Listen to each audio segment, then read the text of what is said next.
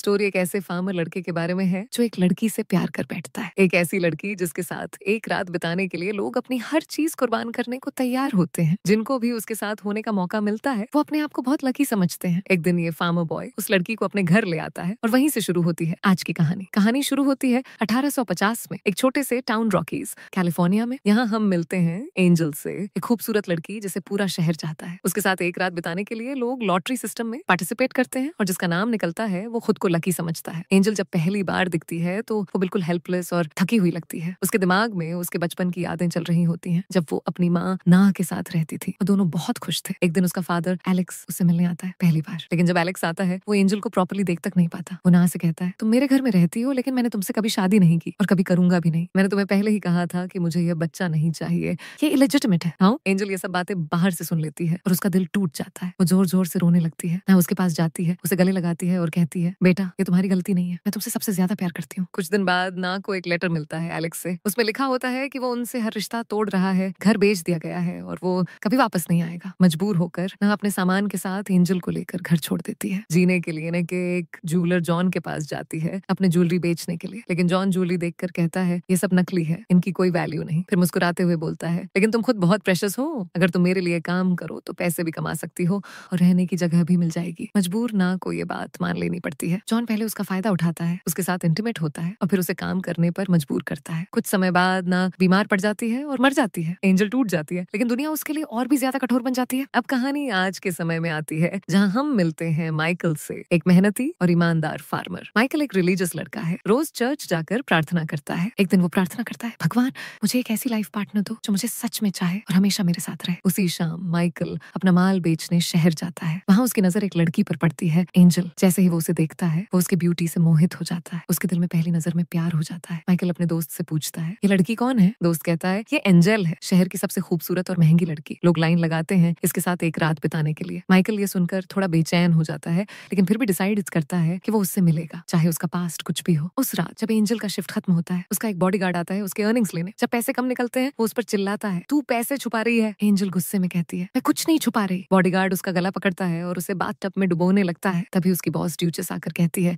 रोक दो, अगर एंजल को चोट लगी तो बाहर लाइन में खड़े लोग तुझे मार डालेंगे, उसे तैयार करो अगले शिफ्ट के लिए। थोड़ी देर बाद एंजल फिर से सजती है और काम पर लौट जाती है। इस बार माइकल उससे मिलने आता है। एंजल पूछती है कैसे खुश करूं तुम्हें? माइकल कहता है मैं यहाँ उसके लिए नहीं आया, मुझे बस तुमसे बात करनी है, मैं दूसरों जैसा नहीं हूँ, मैं एक फार्मर हूँ। फिर वो कहता है मैं तुमसे शादी करना चाहता हूँ। एंजल हंस पड़ती है और कहती है ये इस हफ्ते का 5वां प्रपोजल है, बहुत लोग तुम्हारे जैसे मीठी बातें करने आते हैं। माइकल का वक्त खत्म होता है और एंजल उसे निकाल देती है। अगले दिन माइकल दोबारा वापस आता है, इस बार डबल पैसे देकर। वो कहता है मैं तुमसे पहली नजर में प्यार कर बैठा, मेरे साथ चलो, हम शादी करेंगे, साथ रहेंगे हमेशा के लिए। एंजल कहती है तुम अपना पैसे और वक्त दोनों बर्बाद कर रहे हो, मुझसे कुछ नहीं मिलेगा तुम्हें, मैं कभी किसी की नहीं हो सकती। माइकल का वक्त फिर खत्म हो जाता है और बॉडीगार्ड उसे निकाल देता है। उसका दोस्त समझाता है एंजल तेरे लायक नहीं है माइकल, लेकिन माइकल कहता है मुझे एक और चांस लेना है। उस शाम वो फिर जाता है एंजल के पास। इस बार वो शांति से कहता है मैं समझ नहीं पाता तुम ऐसे नरक जैसे जिंदगी में क्यों रहना चाहती हो, क्या तुम्हें मेरे लिए कुछ महसूस नहीं होता? फिर वो प्यार से उसके होठों पर किस करता है और पूछता है अब भी कुछ महसूस नहीं होता तुम्हें? एंजल ठंडे लहजे में कहती है मुझे तुमसे कोई प्यार नहीं है, ना मैं तुमसे शादी करना चाहती हूँ, तुम सिर्फ एक आम फार्मर हो और कुछ नहीं। माइकल का दिल टूट जाता है, वो चुपचाप वहाँ से चला जाता है। अब कहानी एंजल के बचपन में फ्लैशबैक होती है। उसकी माँ के मरने के बाद ज्वेलर जॉन उसे एक नए शहर ले जाता है उससे बेचने के लिए। एक लड़की सैली जो वहाँ काम करती थी कहती है ये छोटी लड़की है, इसे मत लाओ यहाँ, ये जगह इसके लिए नहीं है। लेकिन जॉन उसकी बात नहीं मानता और एंजल को ड्यूक के पास ले जाता है। ड्यूक आकर कहता है लड़की लाया है तो पैसे ले जा, लेकिन फिर वो अपने आदमियों से कहता है इसे मार दो। जॉन को वहीं मार दिया जाता है। एंजल ये सब देखकर डर जाती है लेकिन ड्यूक उसे धमका कर कहता है अब से तू मेरे लिए काम करेगी। मजबूर होकर एंजल वहाँ रुक जाती है। सालों बाद जब एंजल बड़ी होती है ड्यूक उसे अपने बिजनेस में काम पर लगा देता है। अब तक एंजल का दिल पत्थर बन चुका होता है और वो मान लेती है कि दुनिया के सब मर्द एक जैसे होते हैं। एक दिन उसका बाप एलेक्स वहाँ आता है, बिना जाने के वो उसकी अपनी बेटी है। जब वो एंजल को अपने कमरे में ले जाता है एंजल उसे सच बताती है। एलेक्स के पैरों तले जमीन खिसक जाती है। अपने गुनाहों से परेशान होकर वो सुसाइड कर लेता है। बाद में सैली एंजल को कुछ पैसे देती है और कहती है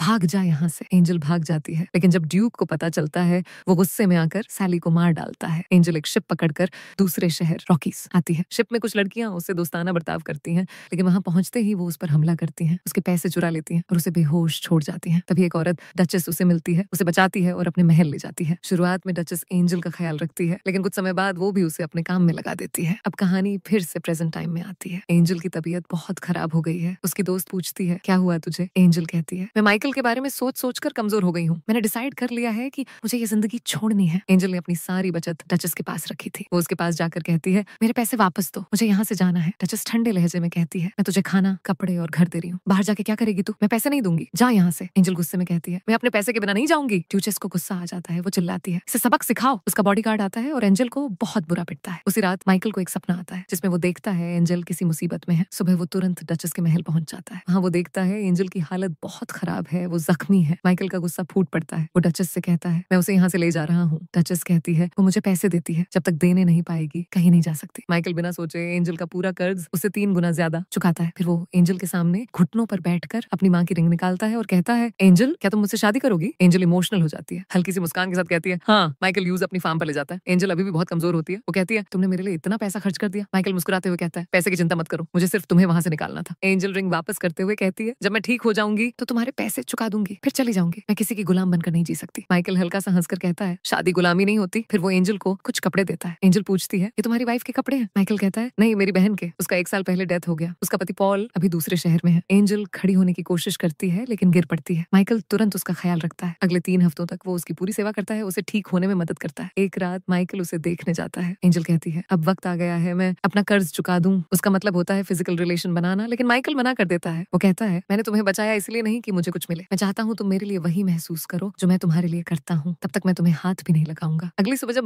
माइकल खेतों में काम कर रहा होता है, एंजल उसके पास आकर कहती है, मैं शायद तुम्हारी बीवी वाली जिम्मेदारी नहीं निभा सकूं, पर जब तक यहाँ हूँ तुम्हारे काम में मदद करूंगी। माइकल मुस्कुराता है और कहता है, ठीक है। वो एंजल को फार्मिंग के काम सिखाता है, जैसे अंडा जमा करना, मुर्गियां पालना और मछली पकड़ना। एंजल धीरे धीरे इन सब में मजा लेने लगती है। उसे पहली बार लगता है कि जिंदगी इतनी बुरी नहीं है। एक रात माइकल उसे उठाता है और कहता है, चलो मेरे साथ। एंजल कहती है, इतनी सुबह सुबह कहाँ ले जा रहे हो? माइकल उसे एक पहाड़ी के टॉप पर ले जाता है और उसे सनराइज दिखाता है। वो कहता है, मैं चाहता हूँ तुम्हारी जिंदगी भी इसी सनराइज जैसी रोशन हो। एंजल कहती है, अगर तुम मेरे पास्ट का आधा भी सच जान जाओ तो मुझसे नफरत करने लगो। माइकल कहता है, तुमने वो जिंदगी नहीं चुनी थी, पर अब तुम्हें एक नई जिंदगी मिल सकती है। एंजल कहती है, मुझे समझ नहीं आता मैं यहाँ क्यों हूँ। तुम मुझे अपनी बीवी मानते हो पर मेरे पास कभी आते नहीं। माइकल कहता है, मैं तब तक इंतजार कर रहा हूँ जब तक तुम मेरे लिए वही फील न करो जो मैं तुम्हारे लिए करता हूँ। एंजल उसके सच्चे जज्बात से पिघल जाती है। वो उसे किस करती है और दोनों घर लौट जाते हैं। उस रात वो दोनों पहली बार एक दूसरे के साथ हो जाते हैं, दिल से एक दूसरे के करीब आते हैं। कुछ महीने बीत जाते हैं। एंजल और माइकल की जिंदगी शांत और सुकून भरी हो गई है। माइकल खेतों में काम करता है, एंजल उसकी हेल्प करती है। दोनों मिलकर एक छोटी सी दुनिया बसा लेते हैं। एक दिन माइकल कह देता है, मैं थोड़ा शहर जा रहा हूँ, कुछ जरूरी काम है। एंजल कहती है, मैं भी चलती हूँ। माइकल कहता है, तुम अभी अभी ठीक हुई हो, आराम करो, मैं जल्दी लौट आऊंगा। माइकल चला जाता है। शहर जाते वक्त वो पॉल से मिलता है, जो उसकी बहन मिरियम का पति था। पॉल कहता है, मैं तुम्हारी शादी के बारे में सुना, पर क्या तुम्हें पता है वो लड़की कौन थी? वो तो एक फेमस प्रोस्टिट्यूट थी। लोग उसे एंजल नहीं सैरा कहते थे। माइकल कुछ नहीं कहता, बस चुप रहता है। पॉल कहता है, तुमने उससे शादी करके अपना नाम बर्बाद कर लिया। माइकल बस इतना कहता है, मैं उसके पास्ट से नहीं उसके दिल से शादी की है, और वहां से चला जाता है। घर लौटने पर एंजल देखती है माइकल थोड़ा उदास है। वो पूछती है, क्या हुआ? माइकल बस मुस्कुराता है, कुछ नहीं, बस थोड़ा थक गया हूँ। एंजल उसके चेहरे से समझ जाती है कि कुछ तो गलत है। उस रात वो सो नहीं पाती। उसके दिमाग में पॉल का नाम घूमता रहता है। उसे लगता है कि शायद माइकल उसके पास्ट के बारे में सब जान गया है। अगली सुबह जब माइकल खेतों में होता है, एंजल काम करते करते रो पड़ती है। वो अपने दिल में कहती है, मैं जितनी भी कोशिश कर लूं, मैं उसके लायक नहीं हूँ। मैं कभी वो बन ही नहीं सकती जो वो डिजर्व करता है। उस दिन माइकल उसे कहने जाता है, एंजल मुझे तुमसे कुछ कहना है। पर एंजल बीच में ही बोल पड़ती है, मत बोलो, मैं सब समझ गई। तुम सब जानते हो ना, मेरा पास्ट, मेरी सच्चाई। तुम जैसा आदमी मेरे साथ नहीं रह सकता। माइकल कहता है, मुझे फर्क नहीं पड़ता तुम क्या थी, मुझे सिर्फ यह चाहिए कि तुम मेरे साथ रहो। एंजल रो पड़ती है और कहती है, मैं तुम्हारा सब कुछ खत्म कर दूंगी, मैं तुम्हारे लिए बैड लक हूँ, तुम मुझे माफ कर दो। और उस रात जब माइकल सोता है, एंजल चुपके से घर से चली जाती है। वो अपने हाथ में सिर्फ एक छोटी सी पाउच ले जाती है जिसमें माइकल की दी हुई रिंग होती है। माइकल जब सुबह उठता है तो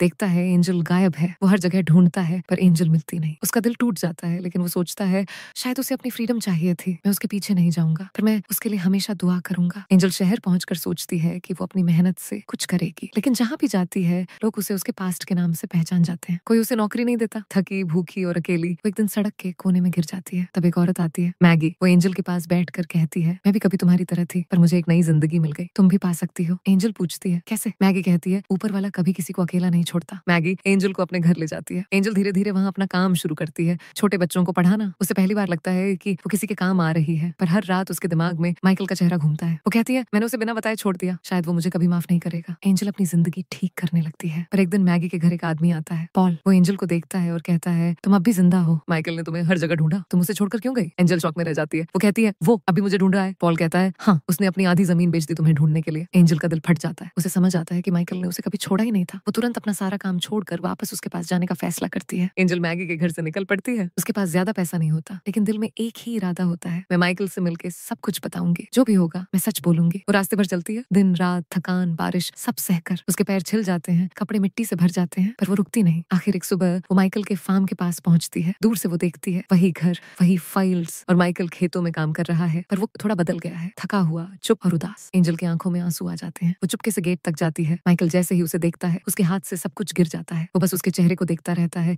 जैसे उसे यकीन ही नहीं हो रहा कि वो वापस आ गई है। माइकल धीरे से कहता है, एंगल। एंजल रोती हुई कहती है, मैं वापस आ गई हूँ, मुझे माफ कर दो। माइकल आगे बढ़ता है, पर रुक जाता है। वो कहता है, मैं डर रहा हूँ, कहीं ये सपना ना हो। एंजल उसके पास जाकर कहती है, मैं सच में हूँ, मैं तुम्हें छोड़कर गई थी, पर तुमसे दूर नहीं रह पाई। वो रोती है, मैं सोचती थी मैं तुम्हारे लायक नहीं हूँ, पर अब समझ गई हूँ, तुमने मुझे प्यार दिया, इज्जत दी और एक नई जिंदगी दी। मैं तुम्हें फिर कभी नहीं छोड़ूंगी। माइकल की आंखों में आंसू आ जाते हैं। वो एंजल को अपनी बाहों में ले लेता है। लंबे वक्त तक दोनों बस एक दूसरे को गले लगाए रहते हैं, बिना कुछ बोले। कुछ देर बाद माइकल कहता है, मैंने कभी सोचा नहीं था तुम लौट आओगी। एंजल कहती है, मैं भी नहीं, पर हर रात तुम्हारा चेहरा मेरे सामने था, तुमने मुझे अपने प्यार से वापस लाया। माइकल उसके हाथ पकड़कर कहता है, अब कभी मत जाना। एंजल कहती है, अब मैं सिर्फ यहीं रहूंगी, हमेशा के लिए। वो दोनों एक साथ सनसेट देखते हैं, वही जहाँ कभी माइकल ने उसे सनराइज दिखाया था। एंजल कहती है, पहले मैं उस रोशनी से डरती थी, अब मुझे वही रोशनी पसंद है, क्योंकि तुम उस रोशनी जैसे हो माइकल। माइकल हल्का सा मुस्कुराता है और कहता है, तुम मेरी एंजल हो, मेरी जिंदगी की सबसे बड़ी दुआ। और कैमरा आकाश की तरफ जूम आउट करता है। एंजल और माइकल एक दूसरे के साथ खड़े हैं। उनके आसपास खेतों में हवा चल रही है और बैकग्राउंड में सॉफ्ट पियानो म्यूजिक बजता है। Love never leaves, it just waits for the right heart to return.